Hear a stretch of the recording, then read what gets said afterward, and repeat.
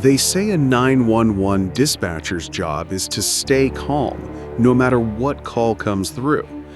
But what happens when the caller is your own child, begging for help while your house burns down?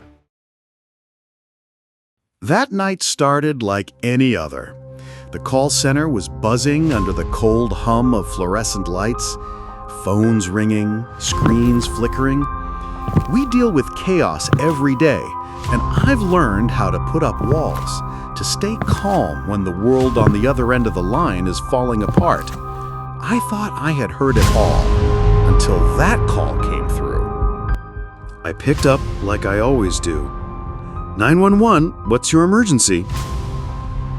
At first, all I heard was screaming, high-pitched, frantic, panicked voices. And then, over the noise, I heard them calling for Mom. That wasn't unusual. Kids cry for their mothers all the time in emergencies. I steadied my voice, told them to calm down, and asked for their address. The words came through broken, sobbing. But the second I heard the street name, my blood turned to ice. It was my address. They weren't calling for some other mother. They were calling for me. My house was on fire. My children, my babies were trapped inside. For a moment, I couldn't breathe.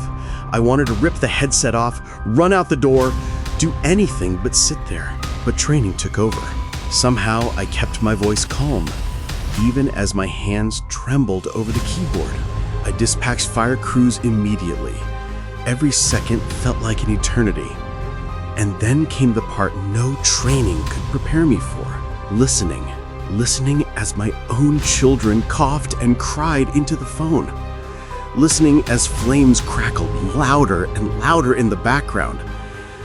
Listening as they begged for help, begged for me. I told them to stay low, to cover their mouths with whatever they could find, to stay together. And all the while, inside, I was screaming. Imagine the sound of your children dying and knowing all you can do is keep them calm until someone else gets there. The fire crews arrived just in time. My children made it out alive, but my house, our home, was reduced to ash and blackened wood. I kept my headset on until the moment they told me my kids were safe. Then I collapsed. I had done my job, but I had never felt so powerless in my life. Since that night, I've answered thousands more calls, but whenever a child screams for their mom, I hear my own kids' voices echoing through the static.